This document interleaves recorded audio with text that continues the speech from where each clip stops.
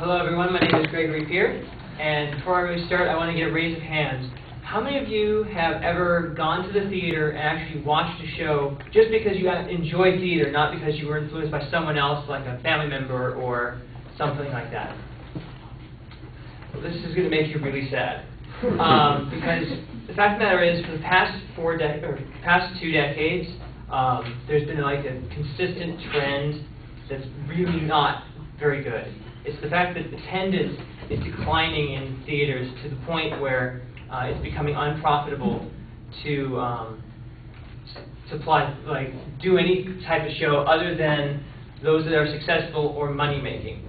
That, coupled with the introduction of television and other forms of media that can draw your attention away from the theater, as well as economic issues that are affecting both consumers and investors, we're basically at this point where dramatic theater as a business is basically going to die. The major fact of this, one of the major facts I should say, is the film and television industry, because audiences are getting instant gratification with these mediums to the dismay of other actors and everyone else involved in these groups. And in addition, many,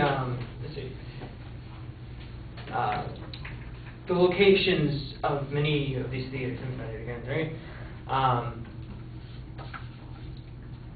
basically, TV is television is having a major effect on locations where you only have small theaters and theaters that rely on little amounts of people visiting them. When TV is involved, it can ruin their business. Eric Salmon, the author of Is Theater Still Dying, sums it up best when he said, television has given impetus to this trend. It is closing down smaller theaters in small and medium-sized towns and concentrating most of them into large cities and big business areas.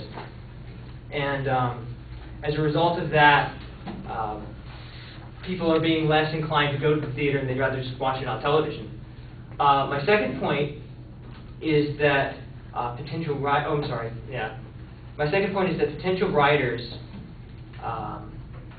are basically losing out on, or being basically unwilling to take on jobs for theater departments.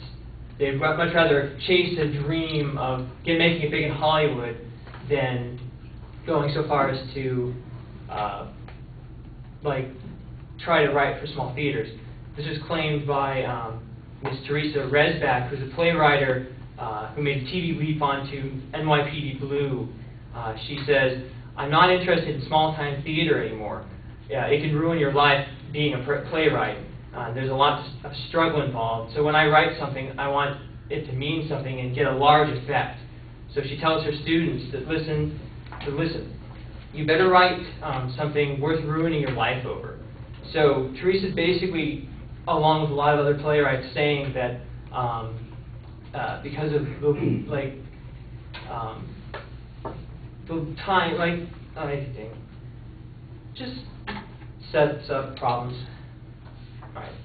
So my second point is that economic tensions are having a direct impact on the financial success of a theater. For one thing, high ticket prices are driving away potential customers. Seat prices are ranging between $35 in an average normal little theater and $100 at high-end professional art centers. So only people with expendable cash will invest in these. And as they grow older and come up with children and other expenses, they start to decline attendance to these events. And because of that, coupled with the bad economy, potential investors and philanthropists, who are people who would donate money into production costs, etc., are being hesitant to supply funds, which can have really major, horrible consequences for theaters to stay alive. Something like this happened in the Maryland State Art Council actually this last year, and the director of that council made comments that about 40% of our funding is from the State Art Council, so that's about $90,000 which is a really major chunk of money, and why they're really concerned. So this trend of declining attendance and disenfranchised investors has left many theater companies with few profitable options. And coupling this with a change in public taste, many theaters are resorting to the third factor that's killing theater, which is a lack of creativity. Because nearly all theaters are beginning to rely on safe plays, which are shows that have a guaranteed audience. So they don't take in new and innovative information or shows and stuff. And basically this is caused by fear that if the show was to fail, they would have financial ruin in the theater.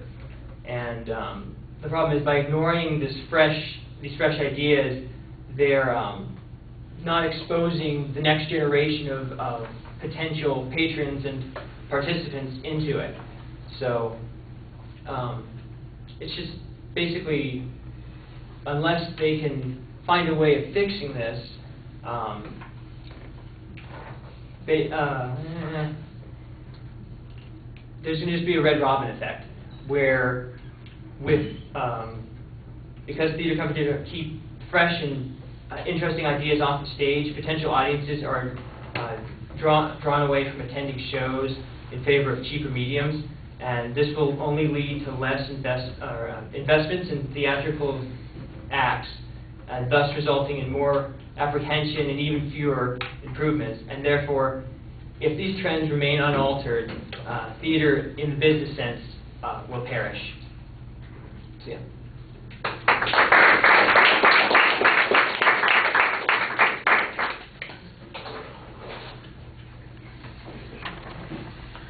All right, Gregory, I think that the claim is buried. You've got it there in the statement, but it's not particularly well highlighted.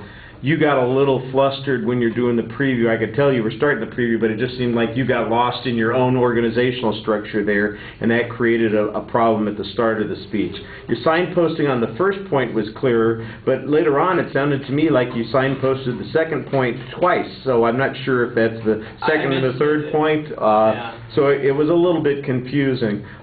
There's some good background information about the importance of other media going on there. The questions of what's affecting theater going, I think, are still broad enough that there could be some controversy as to what the impact of any of the things you're talking about actually is. You had some good examples that you cited, not as much statistical information as I think you might want to have. For example, there's assertions about the closing of smaller theaters or towns, but I didn't get any statistics about what those closures are like or how many cities over 100,000, for instance, have X number of theaters available to them. So I think that needs to be developed a little bit more. On some things, I'm not sure there's much dispute on it. You might simply be describing what's going on. The pacing is a little inconsistent. You need to be a little bit more forceful on some of those points. All right, thank you.